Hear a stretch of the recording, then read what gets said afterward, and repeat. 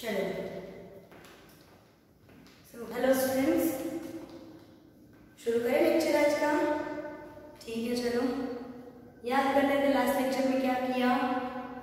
Okay, तो क्या देखा था हमने लास्ट लेक्चर में? हमारा चैप्टर नंबर 4 कंटिन्यू चल रहा है, ठीक है। और लास्ट लेक्चर में हमने क्या देखा था? यस, कि हमने बॉन्ड पैरामीटर्स जो हम पढ़ रहे हैं, हम क्या पढ़ रहे हैं? Bond parameters. उसमें हमने बॉन्ड लेंथ पैड देख लिया था।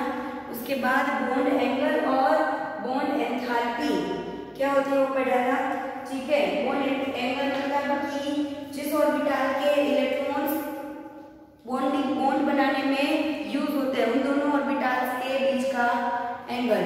दो एटम्स की जो ऑर्बिटल्स के इलेक्ट्रॉन बॉन्डिंग में यूज हुए हैं उन दोनों ऑर्बिटल्स के बीच का एंगल। दूसरा बॉन्ड एंथैल्पी। बॉन्ड एंथैल्पी किसको बोला था? तो आपका जो मॉलिक्यूल है उसको ब्रेक करने के लिए, उसके बीच के बॉन्ड को ब्रेक करने के लिए जो एंथैल्पी चाहिए, जो एनर्जी चाहिए, उस एनर्जी को हम क्या बोलेंगे? बॉन्ड एंथैल्पी, ठीक है। याद करो बच्चों, मैंने उसमें कुछ ऐसा बोला था कि H2 जिसमें H सिंगल बॉन्ड है, इसको ब्रेक करने की एंथैल्पी कितनी थी? 435.8 किलोजूल मोल इनवर्स, ठीक है। O2 के OO के बीच की 498 किलोजूल मोल इनवर्स, क्योंकि O डबल बॉन्ड है। N3 में N ट्रिपल बॉन्ड N था, उसके बीच की एंथैल्पी कितनी थी हमारे पास? 946 किलोजूल मोल इनवर्स। ये वापस इसलिए लिख रहे हो, आपको लगेगा अरे मैडम एक तो ये बोरिंग सा लग रहा है, ऊपर से आप पहले पढ़ा चुके हो, दूसरी बार लिख रहे हो। दूसरी बार लिखने का कुछ रीजन है, क्योंकि हमारा जो नेक्स्ट पैरामीटर है बॉन्ड ऑर्डर, उसका इसके साथ लेना देना है। बॉन्ड ऑर्डर को जनरली आप क्या बोलते हो? तो बॉन्ड ऑर्डर मतलब कि number of bonds present between two atoms. क्या होगा बॉन्ड ऑर्डर का मतलब? नंबर ऑफ बॉन्ड प्रेजेंट, हाँ लेकिन टोटल नहीं लेना है। सपोज H2O है तो ये 1 2 दो बॉन्ड, मतलब बॉन्ड ऑर्डर दो नहीं, कोई भी दो एटम के बीच के बॉन्ड के अंदर के बीच कितने बॉन्ड्स हैं उसके नंबर को हम क्या बोलेंगे? Bond order. समझ में आ गया? Number of bonds shared by two atoms. Okay, चलो तो हाइड्रोजन का बॉन्ड ऑर्डर कितना होगा? एक बॉन्ड है तो बॉन्ड ऑर्डर 1, ऑक्सीजन का बॉन्ड ऑर्डर 3, एंड मतलब H2O2 N2 मोलेक्यूल का बॉन्ड ऑर्डर 3, ठीक है। तो एक रिलेशन है बॉन्ड लेंथ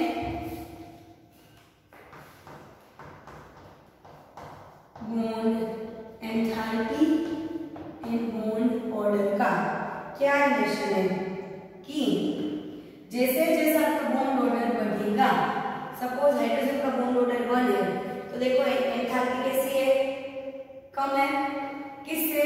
जिसमें दो बॉन्ड है, नंबर ऑफ बॉन्ड 2 है उससे, और जिसका बॉन्ड ऑर्डर 3 है उससे एंथैल्पी किसकी कम? बॉन्ड ऑर्डर जिसका 2 है उसकी। यानी कि जैसे जैसे बॉन्ड ऑर्डर बढ़ेगा बॉन्ड एंथैल्पी भी क्या होगी? बढ़ेगी। और बॉन्ड लेंथ कैसी होगी? डिक्रीज। मतलब कि H के बीच का बॉन्ड लेंथ जो है वो बड़ा होगा, उससे छोटा O के बीच का होगा, उससे भी छोटा N के बीच का। ट्रिपल बॉन्ड की बात है, जब ट्रिपल बॉन्ड डबल बॉन्ड होगा तब की बात है, ठीक है। अगर आप हाँ, तो ये रिलेशन में क्या होगा? बॉन्ड ऑर्डर जैसे बढ़ेगा बॉन्ड एंथैल्पी उसके साथ बढ़ेगी और बॉन्ड लेंथ उसके साथ क्या होगी? कम होगी। इसीलिए ये मोस्ट स्टेबल, और जितना जितना ये कम होगा ये बढ़ेगा और ये बढ़ेगा, उतना मॉलिक्यूल कैसा होगा, स्टेबल, कैसा हो जाएगा, स्टेबल। ठीक है, तो इसका मतलब क्या हुआ कि आपका जो नाइट्रोजन है उसका, इन तीनों की बात करें, नाइट्रोजन है वो तीनों में मोस्ट स्टेबल है। ठीक है, क्योंकि इसकी बॉन्ड ऑर्डर ज्यादा है, बॉन्ड एंथैल्पी बहुत ज्यादा है, बॉन्ड लेंथ कैसी होगी, कम होगी कंपैरेटिव टू बॉन्ड नंबर 2 और बॉन्ड ऑर्डर 2 और बॉन्ड नंबर 1 में। ओके, चलो ये हो गया आपका बॉन्ड ऑर्डर। अभी ये तो कैसे है हमारे आपके अच्छा, कोई ऐसे मॉलिक्यूल्स जो आइसो इलेक्ट्रॉनिक होंगे, iso electronic molecules, iso electronic molecule का मतलब क्या होगा, जो दो मॉलिक्यूल्स के अंदर वैलेंस इलेक्ट्रॉन के नंबर कितने होंगे, मॉलिक्यूल्स और आयंस भी हम कंसीडर कर सकते हैं। सपोज आइसो इलेक्ट्रॉनिक में किसको बोलूंगी, सोडियम प्लस और नियोन, ये दोनों कैसे हो गए आइसो इलेक्ट्रॉनिक, इसमें भी 10 इलेक्ट्रॉन, इसमें भी 10 इलेक्ट्रॉन, समझ रहे हो। आइसो इलेक्ट्रॉनिक मॉलिक्यूल किसको बोलेंगे, जिसके अंदर वैलेंस इलेक्ट्रॉन, जिसके अंदर इलेक्ट्रॉन, नंबर ऑफ इलेक्ट्रॉन कैसे हो गए, सिमिलर। ठीक है, चलो, तो अगर दो आइसो इलेक्ट्रॉनिक मॉलिक्यूल्स होंगे उनके बॉन्ड ऑर्डर कैसा होगा, इक्वल। आइसो इलेक्ट्रॉनिक मॉलिक्यूल्स का बॉन्ड ऑर्डर कैसा होगा, इक्वल। अगर मैं एग्जांपल ले लूं F2, F2 में कितने इलेक्ट्रॉन होंगे और O2 माइनस, इसमें कितने इलेक्ट्रॉन होंगे, एक F में कितने होते हैं, 9, दो F में कितने हो जाएंगे, 9 + 9 18, एक O में 8 इलेक्ट्रॉन, O2 में 16 इलेक्ट्रॉन और 2 इलेक्ट्रॉन ये -2 के, तो +2 यानी 18 इलेक्ट्रॉन हो गए, दोनों में 18 इलेक्ट्रॉन, तो दोनों का बॉन्ड ऑर्डर सेम होगा। F2 कैसे बनेगा, F single bond F, O2 -2 तो कैसे होगा, O सिंगल बॉन्ड O होगा, -2 कैसे होगा, दोनों के पास एक एक इलेक्ट्रॉन नॉन बॉन्ड, सी यहाँ का एक इलेक्ट्रॉन यहाँ बॉन्डिंग में यूज हुआ, एक इलेक्ट्रॉन बॉन्डिंग में यूज हुआ, तो इसके ऊपर माइनस चार्ज, इसके ऊपर माइनस चार्ज, दोनों के मिलके -2 चार्ज। समझ में आ गया, तो बॉन्ड ऑर्डर कैसा हुआ, सेम रहा, सिंगल बॉन्ड। ठीक है, दूसरा एग्जांपल ले अगर हम, तो हम लेते हैं दूसरा लेते हैं, चलो N2 कार्बन मोनोऑक्साइड और NO+, इलेक्ट्रॉन गिनो सबसे पहले, नाइट्रोजन के इलेक्ट्रॉन कितने होंगे, नाइट्रोजन में सिर्फ वैलेंस इलेक्ट्रॉन गिन लो तो भी चलेगा, नाइट्रोजन में 5 + 5 10 इलेक्ट्रॉन हो गए, कार्बन मोनोऑक्साइड, कार्बन के 4 प्लस ऑक्सीजन के 6 10 हो गए, NO+, N का 5 O+, O का 5, लेकिन प्लस की साइन आएगी तो याद करो एक माइनस करोगे,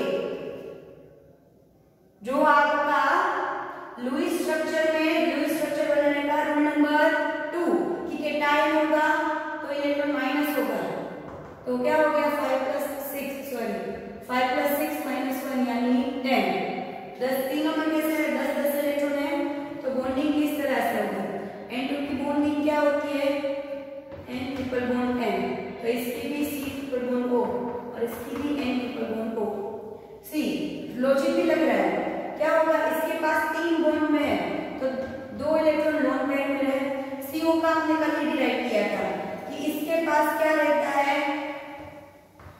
एक आपको कार्बन के पास 2 इलेक्ट्रॉन और इसके पास 2 इलेक्ट्रॉन, इसके ऊपर प्लस चार्ज आता है, इसके ऊपर माइनस चार्ज आता है। ये मैंने आपको करवाया था 2 लेक्चर पहले ये चीज हुई थी, ठीक है, जिसमें हमने कार्बन मोनोऑक्साइड का लुईस स्ट्रक्चर बनाने की ट्राई की थी ऑक्टेट कंप्लीट करके, तो प्लस माइनस स्टेबलाइज होकर CO दिखता है, इसके ऊपर 0 चार्ज होता है, प्लस माइनस स्टेबलाइज हो जाता है। अगर NO की बात करें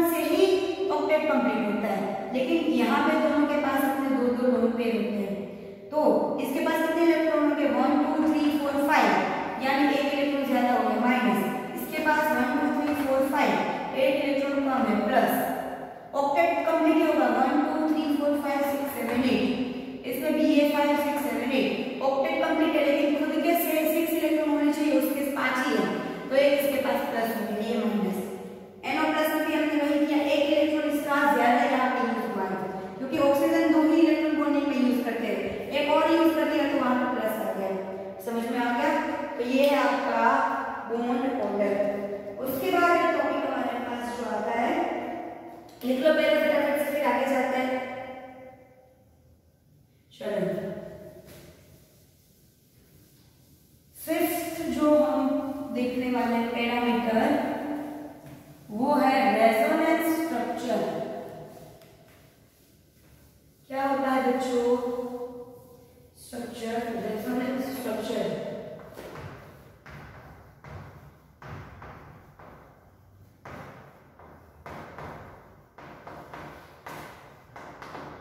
रेजोनेंस स्ट्रक्चर क्या होगा? शायद आपके लिए बिल्कुल नया वर्ड है रेजोनेंस, ठीक है? तो पहले पढ़ते हैं, अच्छे से समझते हैं इसको।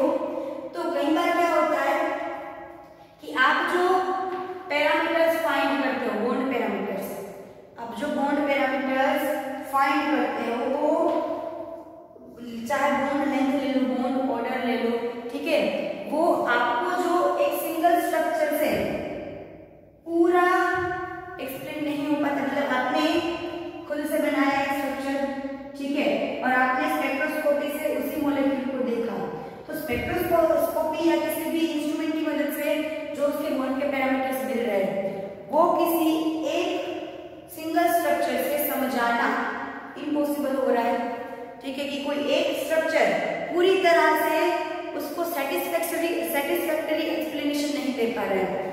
कोई सिंगल स्ट्रक्चर, सपोज मैंने ले लिया H2O, मैंने ले लिया, एग्जांपल है, अगर ऐसा हुआ कि H2O का मैं जो सारे पैरामीटर बता रही हूँ इस एक स्ट्रक्चर के थ्रू, तो ये एक सिंगल स्ट्रक्चर हमें सेटिस्फैक्टरीली पूरे उसके पैरामीटर्स एक्सप्लेन नहीं कर पा रहा है, जो सारे पैरामीटर्स हमें इंस्ट्रूमेंट से मिल रहे हैं। तो उसको क्या होता है कि आपके जो स्ट्रक्चर है उसका कैनोनिकल स्ट्रक्चर पॉसिबल बनता है। कैनोनिकल मतलब कि उसके जैसा ही स्ट्रक्चर एनर्जी में और सब में, लेकिन बॉन्ड जो है वो आपने डबल बॉन्ड अगर होगा तो यहाँ से वहां शिफ्ट किया होगा, समझाते हैं कैसे, तो उसके कैनोनिकल स्ट्रक्चर्स बनाए जाते हैं जो उसको एक्सप्लेन करते हैं कैसे। सपोज मैंने एग्जांपल ले लिया, कौन सा एग्जांपल ले लिया हम लोग, O3, ओजोन की बात करें तो ओजोन आपको पता है क्या होता है, एक डबल बॉन्ड एक सिंगल बॉन्ड, इसके ऊपर प्लस इसके ऊपर माइनस। अभी इसमें यहाँ पे डबल बॉन्ड है, तो जहाँ पे डबल बॉन्ड होता है मैंने याद करके आपको बताया था बॉन्ड ऑर्डर ज्यादा है, बॉन्ड ऑर्डर ज्यादा तो बॉन्ड लेंथ कम, यानी इसकी बॉन्ड लेंथ कंपैरेटिवली कम होगी, जो होती है 121 pm, और सिंगल बॉन्ड की होती है 148 pm, ठीक है, बॉन्ड लेंथ। और इसका कोलोनिकल स्ट्रक्चर क्या होगा? कोलोनिकल स्ट्रक्चर को ही रेजोनेंस स्ट्रक्चर बोलते हैं, और उसको ऐसे डबल हेडेड एरो से बताते हैं। तो वो क्या होगा, ये डबल बॉन्ड में यहाँ बता रहा हूँ, है तो तीन ऑक्सीजन ही, तो ये डबल बॉन्ड यहाँ बता, ये सिंगल बॉन्ड यहाँ बता, तो कोई फर्क पड़ेगा नहीं। तो मैं क्या कर रही हूँ,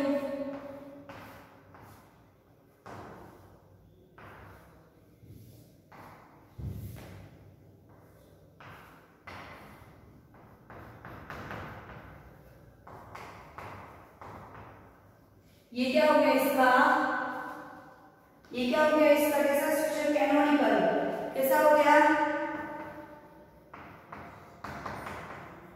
कैनोनिकल स्ट्रक्चर 2, ये कैनोनिकल स्ट्रक्चर 1, यानी कि जो दिखने में थोड़ा आइडेंटिकल है लेकिन बॉन्ड से जो यहाँ था वो वहां पे हमने शिफ्ट किया है। तो ये दोनों अभी क्या हुआ, जब ये दो स्ट्रक्चर पॉसिबल है हमारे कैनोनिकल, दो स्ट्रक्चर पॉसिबल है ओजोन के, लेकिन जब इंस्ट्रूमेंट से ओजोन को स्टडी किया गया तो पता चला कि ओजोन में एक ही बॉन्डिंग है ओ की, जो है 128 pm, एक ही बॉन्डिंग सिंगल बॉन्डिंग मिल रही है जो कि 128 pm है। तो फिर पता चला कि इनको हाइब्रिड, हाइब्रिड का मतलब क्या बताया आपको पता है, हाइब्रिड अभी डॉग्स आते हैं या हाइब्रिड काउस आती है या हाइब्रिड फ्रूट्स आते हैं, मतलब हाइब्रिड मतलब दो कोई अलग अलग चीज है, उन दोनों की क्वालिटीज को मिक्स करके तीसरी ऐसी क्वालिटी बनाओ जिसमें इसकी भी क्या है क्वालिटीज है, इसकी भी क्वालिटीज है, ठीक है। सपोज कोई ऐसा फ्रूट बनाते हैं हम जो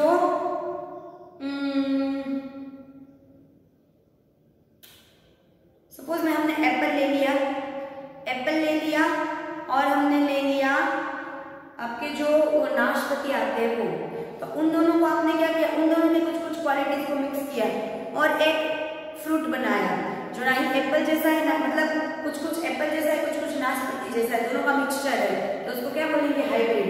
तो हम हाइब्रिड स्ट्रक्चर बनाएंगे जो कैसा बनेगा कि यहाँ पे डबल बॉन्ड जो है ना वो हम इस तरह से दिखाएंगे कि दोनों की तरफ थोड़ा थोड़ा दोनों तरफ डबल बॉन्ड दिखाएंगे, ठीक है। ये एक्चुअली ऐसा कोई एग्जिस्ट नहीं करता है, सिर्फ दिखा रहे हैं कि डबल बॉन्ड की थोड़ी इफेक्ट यहाँ है, थोड़ी इफेक्ट यहाँ है, ठीक है। और क्या हो जाएगा, आपकी बॉन्ड लेंथ ये भी 128 pm, ये भी 128 pm, समझ में आ गया। इसको हम बोलेंगे हाइब्रिड स्ट्रक्चर। ये दोनों कैसे है, रेजोनेंस स्ट्रक्चर्स, और रेजोनेंस स्ट्रक्चर्स का हाइब्रिड स्ट्रक्चर बनाया जाता है। तो जब भी कोई एक स्ट्रक्चर से आपको पूरी इंफॉर्मेशन सेटिस्फैक्टरी ना मिल रही हो तो आप क्या करते हो, कैनोनिकल स्ट्रक्चर्स पॉसिबल हो उतने बनाते हो और फिर उनका कोई हाइब्रिड स्ट्रक्चर डिसाइड करते हो, जिसमें क्या होगा, बॉन्ड लेंथ जो वेरिएशन में है वो आपको एक कॉमन बॉन्ड लेंथ मिल जाएगी। अभी ये जो हाइब्रिड हमें जो मिल रहा है उसके फायदे क्या है, हाइब्रिड स्ट्रक्चर जो मिल रहे हैं, ये बना लो, चलो बना लिया। हाइब्रिड स्ट्रक्चर बनाने का फायदा क्या है, तो पहला कि रेजोनेंस स्ट्रक्चर जो है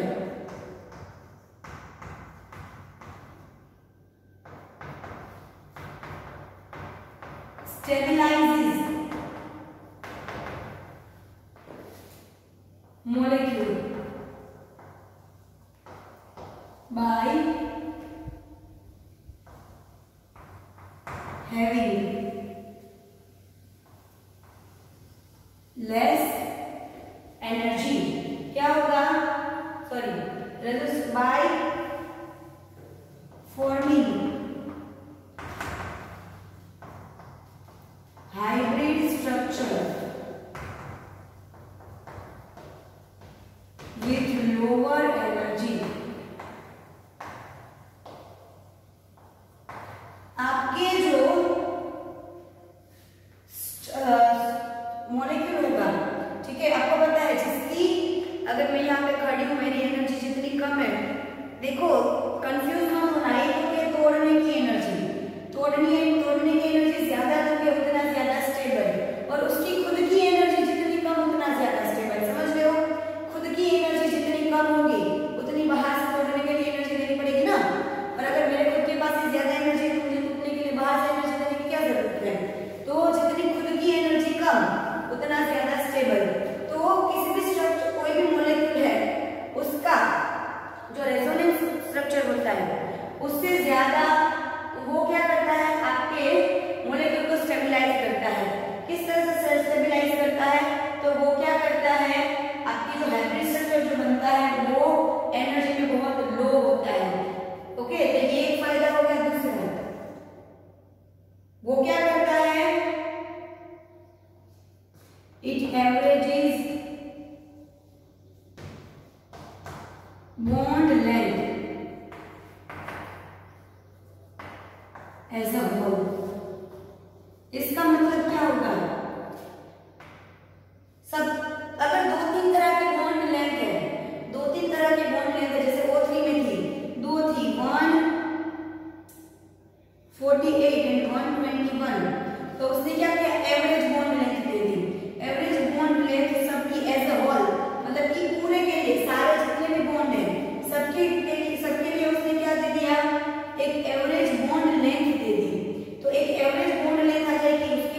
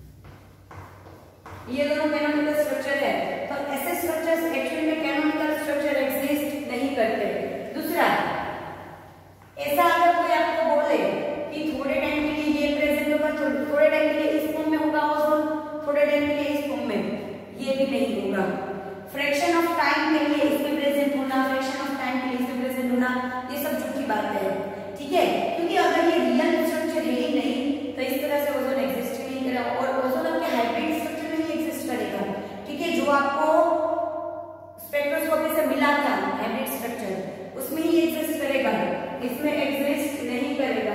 ठीक है, यानी थोड़े सेकंड के लिए ये, थोड़े सेकंड के लिए वापस, थोड़े के लिए, थोड़े के लिए ये, ऐसा कुछ नहीं होता है। ठीक है, तीसरा, यहाँ पे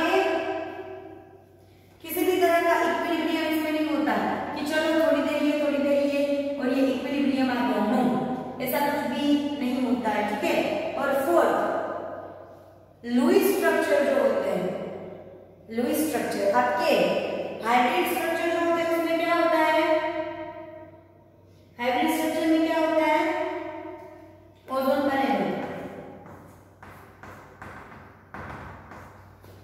ये दो पॉसिबल स्ट्रक्चर का हाइब्रिड स्ट्रक्चर है, दो पॉसिबल स्ट्रक्चर का हाइब्रिड स्ट्रक्चर है, यानी कि सिंगल स्ट्रक्चर नहीं है, ना ही पूरी तरह से बॉन्ड डिस्ट्रीब्यूट हुआ है, ना ही पूरी तरह से बॉन्ड या इलेक्ट्रॉन डिस्ट्रीब्यूट हुए। ठीक है, तो इनका लुईस डॉट स्ट्रक्चर नहीं बनेगा। किसका, हाइब्रिड का बोल रही हूं। आपका ये जो इमेजिनरी कैनोनिकल स्ट्रक्चर है उसका बनेगा, लेकिन हाइब्रिड स्ट्रक्चर जो है उसका लुईस डॉट स्ट्रक्चर नहीं बनेगा। ठीक है, ये सिर्फ हमारे इमेजिनेशन के लिए है और इसके लुईस स्ट्रक्चर हम बनाते हैं क्योंकि हम इसी को असली मानते हैं। ठीक है, लेकिन असली में होते नहीं है, असली में इस तरह का होता है जिसका कोई लुईस डॉट स्ट्रक्चर नहीं होता है।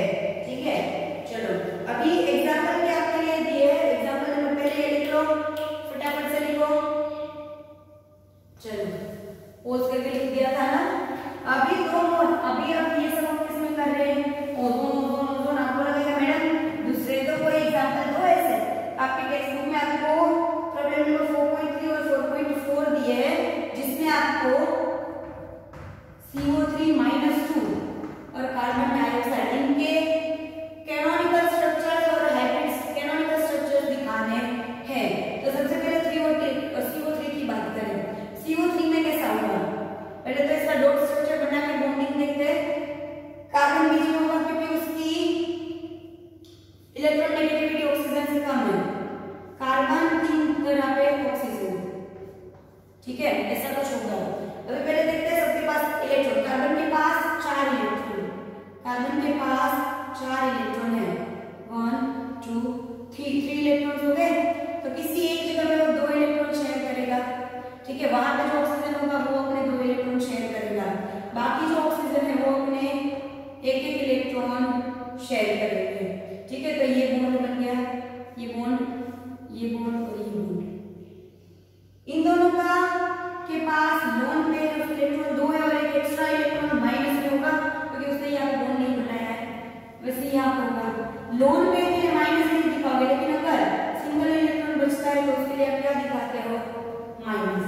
ठीक है, लुईस स्ट्रक्चर की बात है। इसके कैनोनिकल स्ट्रक्चर कितने पॉसिबल है, इजी है, 3 डबल बॉन्ड यहाँ पे है तो यहाँ पे भी आ सकेगा, यहाँ पे भी आ सकेगा। दूसरा क्या होगा, C, यहाँ पे डबल बॉन्ड, यहाँ पे ऑक्सीजन, यहाँ पे oxygen, lone pair of electron दिखाना, यहाँ पे लोन पेयर ऑफ इलेक्ट्रॉन 2, यहाँ पे 2 एक एक्स्ट्रा इलेक्ट्रॉन यानी माइनस, यहाँ पे 2 एक एक्स्ट्रा इलेक्ट्रॉन यानी वो माइनस। ठीक है, तीसरा कैनोनिकल स्ट्रक्चर क्या होगा, ऊपर डबल बॉन्ड, उसके पास 2 लोन पेयर, यहाँ पे 2 ऑक्सीजन, 2 लोन पेयर, एक इलेक्ट्रॉन एक्स्ट्रा यानी माइनस, 2 इलेक्ट्रॉन के लोन पेयर, एक इलेक्ट्रॉन एक्स्ट्रा यानी माइनस। हो गए। अभी CO2 देखते हैं। CO2 आपको पता है हमने बनाया होगा, C डबल बॉन्ड और सिंगल बॉन्ड को।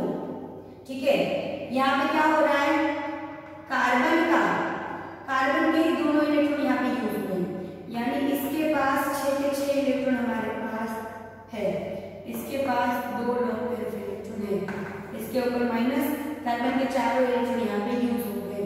दूसरा कैसे होगा, दूसरा किस तरह से होगा,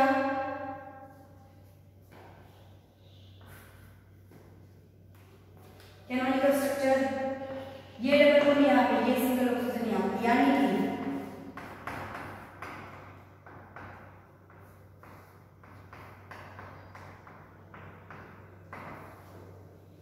ठीक है, कार्बन का एक एक्स्ट्रा इलेक्ट्रॉन यहाँ पे यूज हुआ था तो वो प्लस था, यहाँ पे प्लस था, इसलिए वो स्टेबलाइज होकर CO2 पे चार्ज नहीं आता है।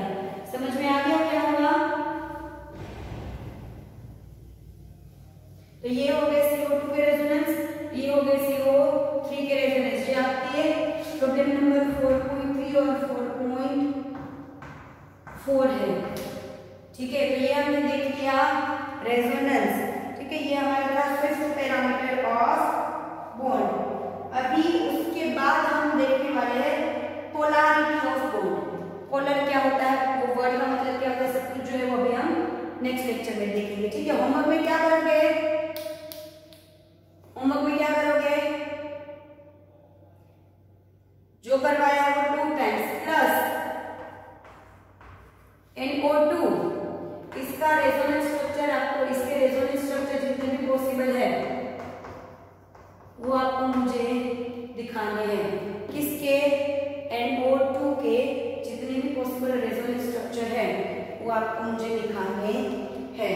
ठीक है, चलो बाकी मिलते हैं अभी हम नेक्स्ट लेक्चर में। ओके।